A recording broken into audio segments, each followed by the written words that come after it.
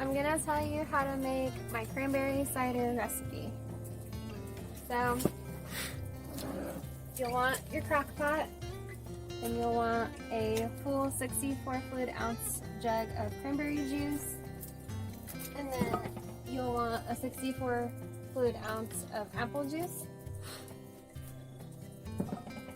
You'll need 1 orange, half a bag of regular cranberries, and 2 to 3 cinnamon sticks, depending on your taste, and a splash of orange juice. So, all the cranberry juice, all the apple juice goes in there, your splash of orange juice goes in there, the cranberries, then you'll take your orange and you'll get some slices and put them in there. You'll squeeze the rest of the orange in there, and you'll put your cinnamon sticks in there. I cook it on high for about 2 to 3 hours, and then I put it down to low or warm depending on how many people are drinking it and how long you're going to have your crock pot on. So that is Kelsey's cranberry cider.